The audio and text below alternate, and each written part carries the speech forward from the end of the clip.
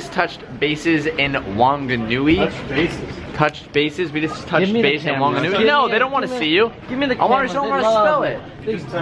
Wanganui. Give me the camera, man. You over here, they're tired of you talking. I'm over here, It's alright.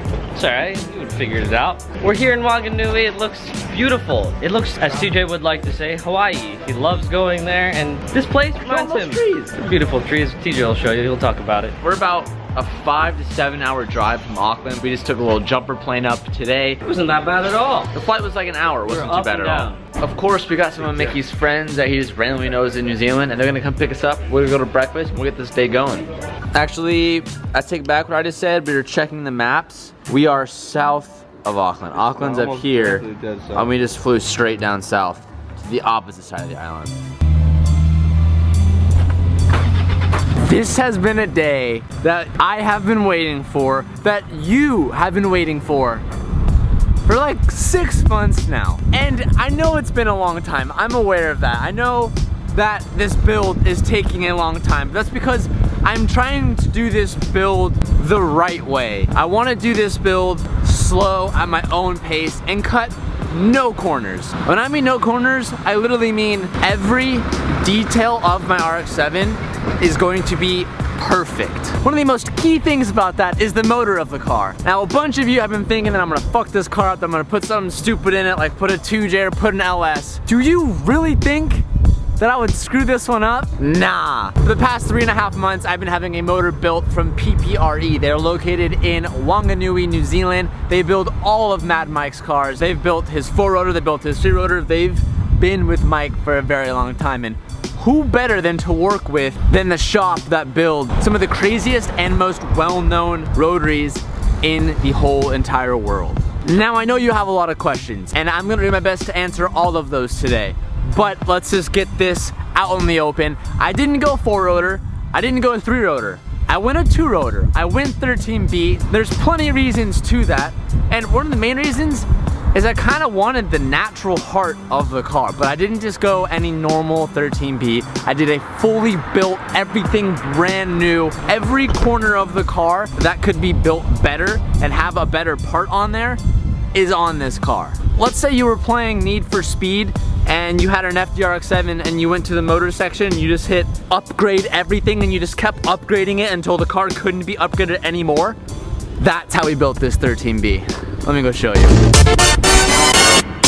Honey, honey, honey, honey, honey, honey, honey. One of the first questions that you probably have is, how did you have a motor built in New Zealand when your car is still in the United States? How do you expect to make that work? Why would you build a motor on the opposite side of the world? Confusing, I know.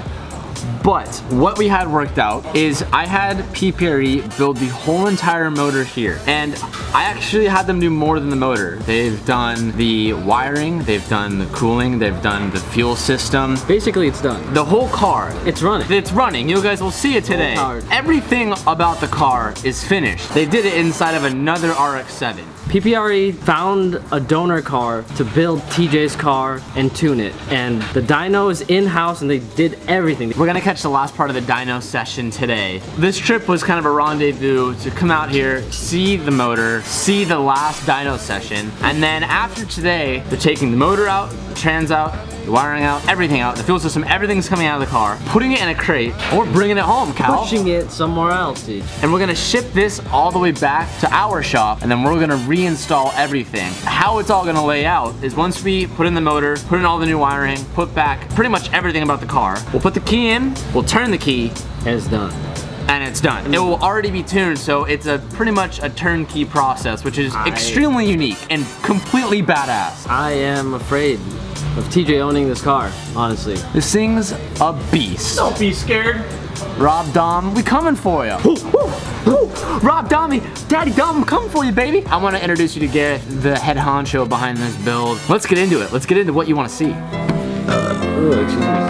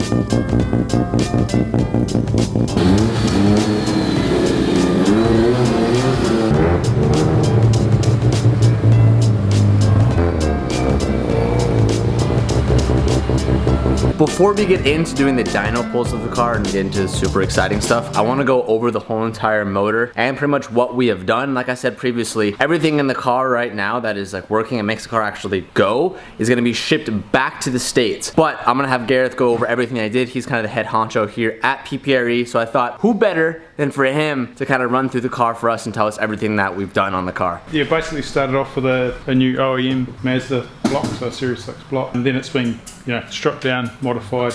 We've done like our stage 2 street bridge boarding on it, extra strengthening, custom dowels and bits and pieces put through it. Then we've added one of our custom intake, all the exhaust manifold, all the intercooler end tanks have all been fabricated by us in-house. Done the wiring as well with a new Heltec Elite. We're also running flex fuel tuning with this one. 1650cc primary injectors and 2400cc secondaries. Turbo Smart gear, so Turbo Smart fuel reg, 60mm wastegate on there, 50mm Turbo Smart blower fill. Yeah, new alternator, new water pump. Everything else is, you know, custom fabricated intercooler piping, and yeah, we've actually made the intercoolers using a Garret core, and we've fabricated our own. Before it jumps on the dyno, you said that you guys put down a couple of miles or kilometers to kind of break in the motor, right? Yeah, sure. So being a brand new block, it's pretty critical that you get some mileage on the motor first. So do you think we're gonna get maybe just a little flame and a little backfire with this? Can you we maybe can promise some of that? we can certainly put a little bit of diesel in on the tune and get some flames. All right, okay. Also, I forgot to mention we are running a Garret 4088 turbo. I think this turbo is capable of about 800 horsepower, so it's a pretty decently sized turbo. Obviously could have gone larger, but one of the main things that I wanted with this motor and the power that we're going for, which you guys will see later in the video, is I didn't want some like crazy high horsepower. I mean, like, don't get me wrong, it's gonna be a crazy high horsepower RX7. This will be like my most powerful car, but is that when you run those big fat turbos, they're great up top, but driving around the street, there's no low end. So I wanted a turbo that was kind of in the middle, that could spool quick enough that for the street it gets around. And that's my main purpose for this car. This isn't a drift car. This isn't gonna be like some crazy track car. This is a car that I wanna build pristine and just like make it 100% perfect. So It's gonna be a skid machine! So this turbo fit our needs perfectly. Again, huge love from Garret backing us whenever we need it. So huge shout out to Garret Turbos. Hey! Something tells me that we're gonna need these today.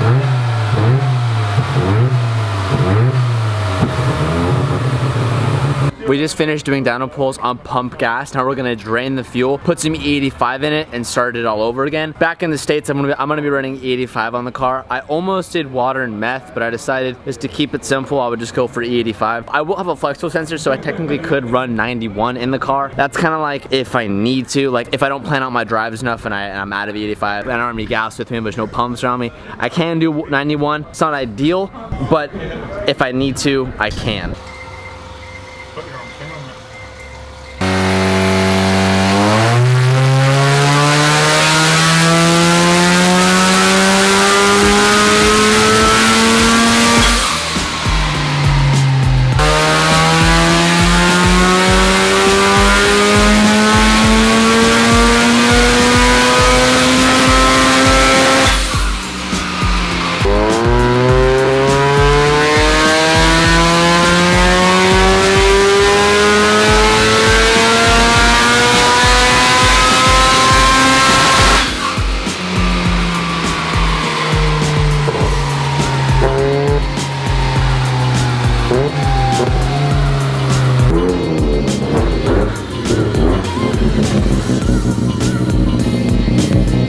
Alright, so the car just rolled off the dyno from doing 85 pulls. We made 550 to the wheels. That's a lot of power. We're on like 19, 20 pounds of boost. We could go more, and we're only on a 7-pound wastegate spring, but like I mentioned earlier, I would rather have this motor a little bit limited and make a solid amount of reliable power that I can drive all the time than going like full bonkers crazy and just have like the fastest RX7, because that's not my goal. That was never my intention. My intention was always build something fast, has a lot of power, enough to scare you a little bit, and to be as reliable as possible. I'm super stoked to this setup. We're actually about to go drive it right now. I'm actually not going to be the one driving it. I'm going to have Garret do that just because we're on the wrong side of the road, driving right-hand drive, and that's a lot of power, and they'll be the first time driving it. So just to be extra cautious, I'm just going to sit passenger, and we're just going to experience it for the first time, and I kind of want to save the first time of me driving it in my own car. I'm nervous. My hands are shaking. I got butterflies. Let's go feel her out.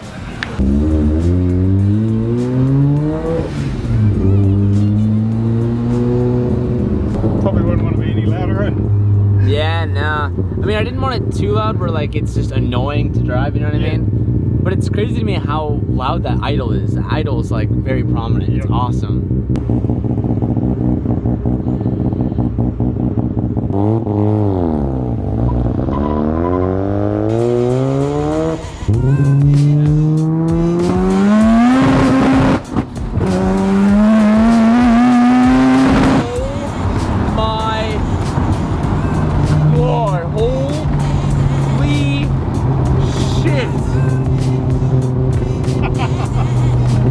That was fucking fast.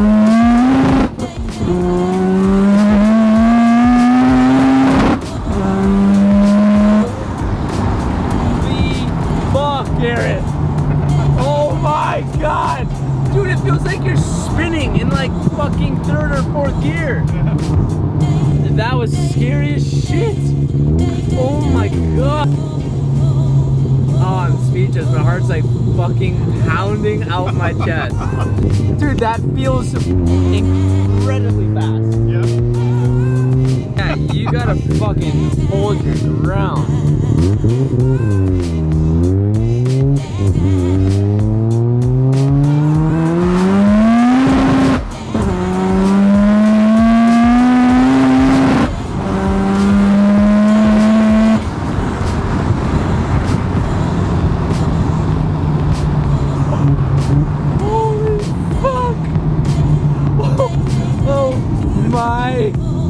It's just scary as shit. Oh my god.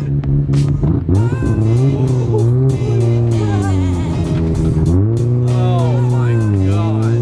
Wow, that is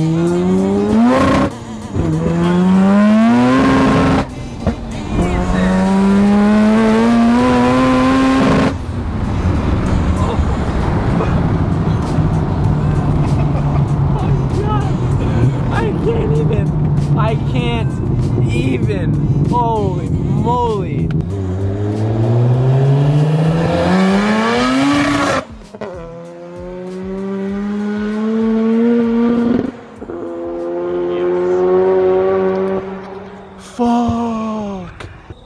Listen to it echo off the hills.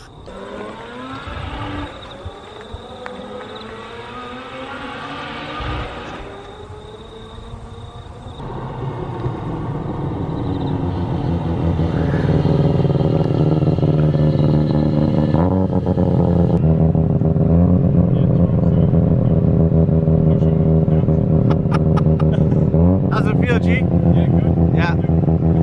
What you expected?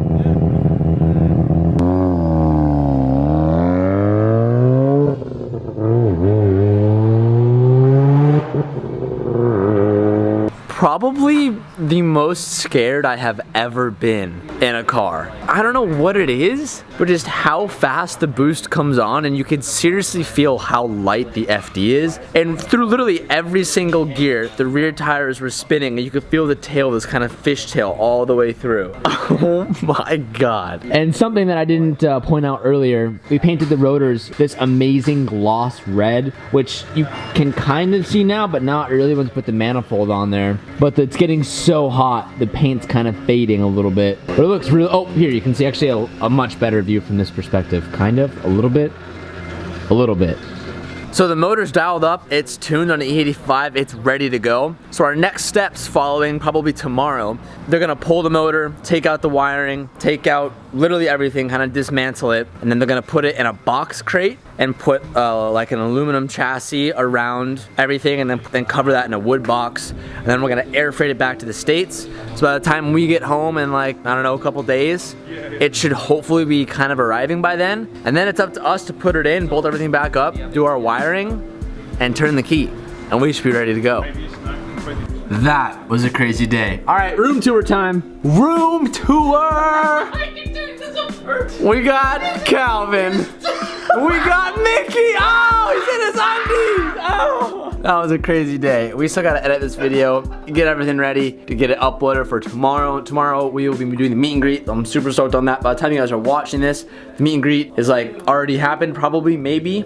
Today meant a lot to me. It was a day that was like, been planning for a very, very long time. And after me and Gareth did those pulls, which I think was one of the last things you guys saw, after we did those pulls, we kind of just drove through like the countryside of New Zealand, and it was a special moment for me because just experiencing New Zealand and seeing those roads in that RX7 that had my motor in it, that was built like literally just down the street, kind of hearing that for the first time and experiencing it and getting to wrap that by just like looking at the scenery. It was, I don't know, it was a moment that I will literally never forget, ever forget. And we had like a big like dinner cookout at the shop, and all the guys at the shop came down, and all the friends who watched the vlog came over, and we said what's up and kind of just hung out for the night, and it was a really good time. PPRE are really good people, and they're definitely family after tonight. And that's something that I think is really special, is when we do these vlogs where we're traveling and going really far away, and we meet people for the first time. It's always pretty amazing how quick that group of people who were just once strangers feel like family just after like a night of just like hanging out, talking about cars, sharing experiences, and we're talking about like the US market with cars and the New Zealand market of cars, and just conversing about it. It's really special, and it really kind of just like put the cherry on top of this whole build idea. So that is the last we're gonna see of this motor before it is shipped back to the States, where they're gonna start uninstalling all of it now, put it in a crate and ship it back to our shop. And now it's our job, finish up the RX7 when we get home and put that motor in. So fully 13B, we're putting about 550 to the wheels, about 20 PSI. It fucking screams. I'll see you guys first thing in the morning. Peace out and keep moving forward.